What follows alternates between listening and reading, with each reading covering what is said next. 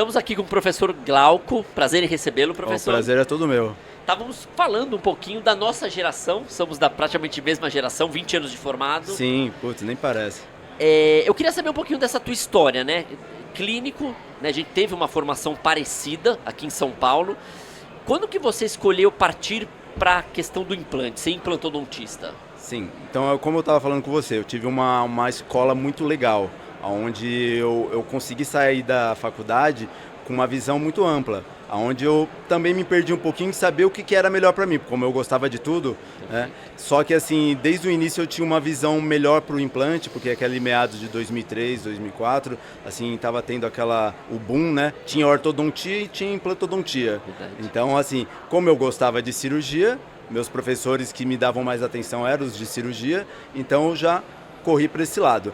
Naquela época tem um amigo meu, inclusive é meu sócio hoje, né? Num curso que eu tenho, que ele já falava, pô, meu pai tem um curso, juntamente com o Flávio Kifuri, que esteve aqui com vocês também hoje, né? Onde ele falava, vou te levar para lá quando a gente se formar. Ficava em Osasco, e é a BO Osasco, inclusive eu tô lá até hoje. Então, lá na BO Osasco, eu saí da faculdade e já entrei na atualização. Então, hoje eu posso falar que eu tenho 20 anos de implantodontia, porque eu já saí da faculdade e já comecei com implante. Então, meio que foi isso aí.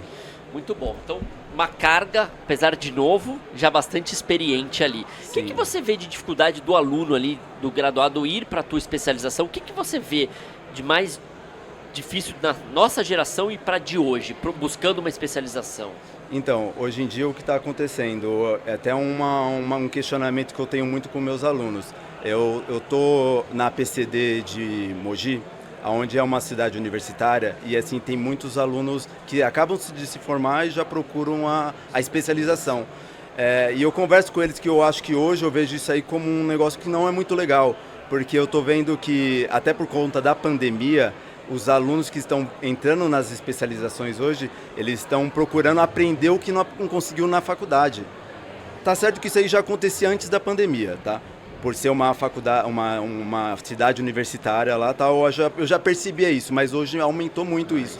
Então eu tenho uma certa dificuldade, que assim, a gente quer passar o nosso conhecimento sobre implantodontia. A gente não quer ficar ensinando a pessoa como extrair um dente, o que é como que faz tira uma DVO, o que é uma escultura. Então assim, eu vejo isso como dificuldade. Eu tento orientar eles que não pode ser dessa forma. E hoje em dia está muito fácil para eles estudarem, na verdade, né? Uma coisa é você não ter mão, a outra coisa é você não ter conhecimento. Então o pessoal está querendo sugar de nós coisas que não era para a gente estar passando para eles, era para passar algo a mais. Então meio que eu vejo isso dessa forma, né? Entendi, você acaba pegando um pouquinho um conceito até da graduação para trazer para tuas aulas, porque é uma deficiência ali dos alunos. Sim, hoje em dia, às vezes eu vou dar uma aula para titânio.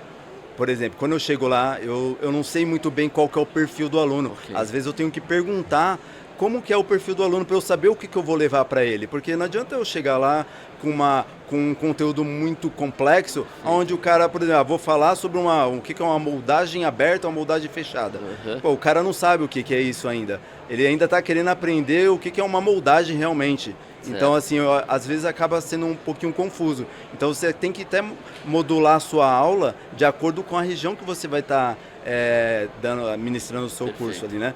Então, às vezes acontece até ao contrário, né? Você acha que vai chegar lá e vai encontrar um aluno ruim, chegar lá é um cara já expert ali, que já faz, e esse sim que está procurando um título.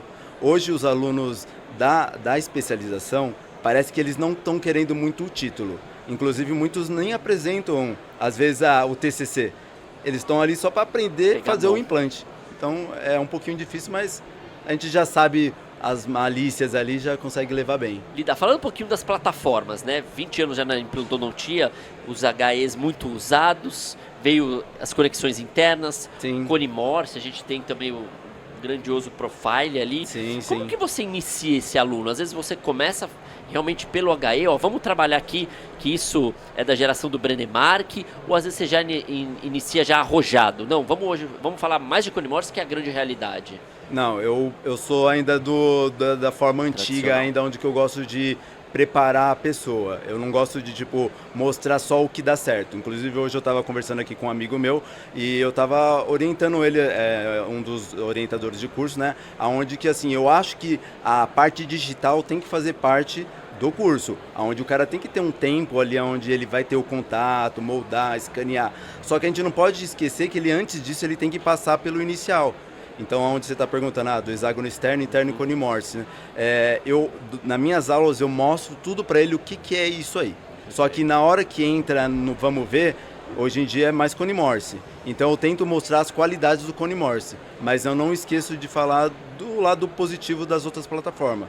Inclusive, assim, eu quando eu entrei na implantodontia, eu colocava meu implante, eu achava que daqui 10 anos eu ia ter que refazer tudo, não dava uma garantia. Hoje a gente consegue falar de garantia com o paciente. Inclusive a Titânio também dá uma garantia até vitalícia. Então, assim, é diferente o pensamento, né? Então, eu acho que, assim, apesar de a gente saber que o cone Morse é uma ótima opção, existem outras formas de reabilitar. Inclusive, tem muitos dentistas que continuam usando hexágono externo e interno.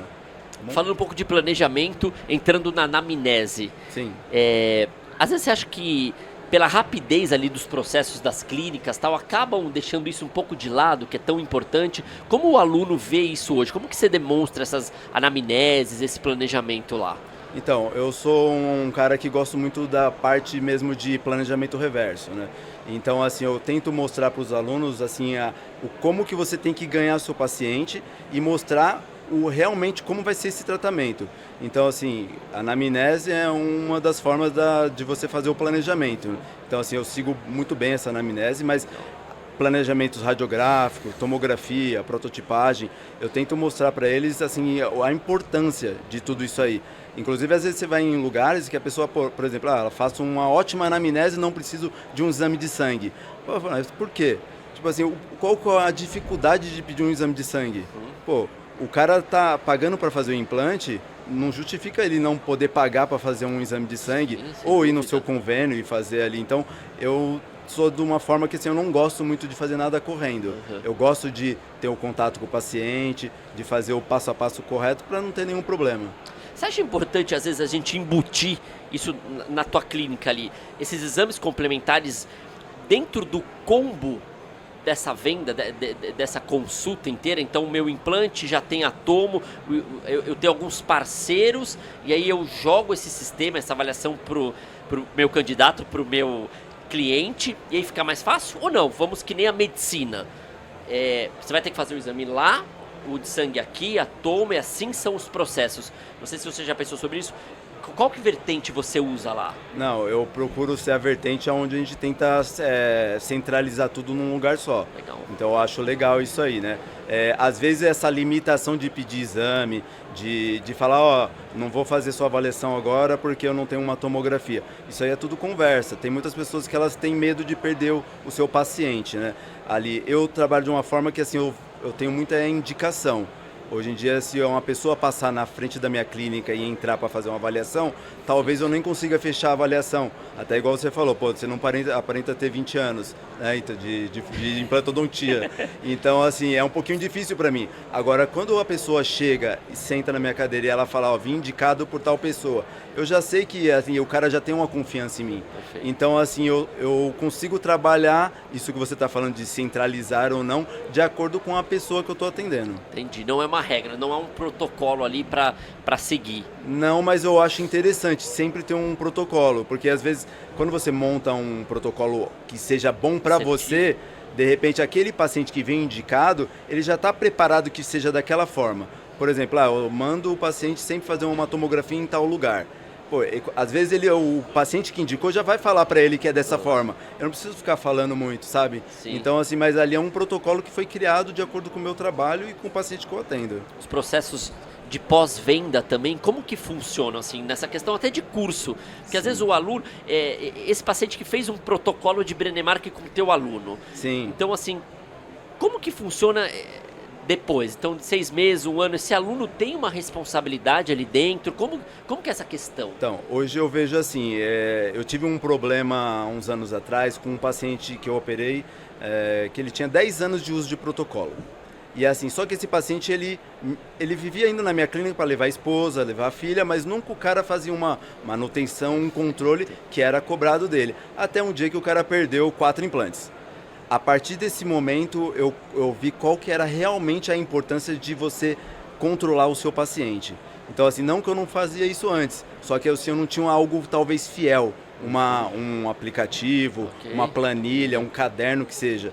Então, depois que eu tive esse problema, eu comecei a levar isso para a sala de aula, de uma forma de orientar o aluno que assim, não é só o controle de saúde do paciente, mas também o controle financeiro, porque o meu paciente hoje, quando eu entrego um protocolo, eu já falo para ele quanto que vai ser a manutenção e quando que ele vai fazer. Sim. Quando a minha secretária liga, ele não precisa nem passar comigo para eu dar um orçamento. Ele já sabe que a manutenção é tal valor. Então, a gente tem o lado saúde, que é de controle, mas também tem o lado financeiro, que eu ganho para fazer isso aí. Então, é muito legal. Então, ou seja, você comprou o seu carro, rodou 1000 km, 10 mil km. Você sabe que tem que trocar parafuso, tem que fazer o rodízio dos pneus. Esse meu paciente, ele já sai da minha clínica dessa forma. Pelo menos assim, 100% protocolo over dentro é dessa forma.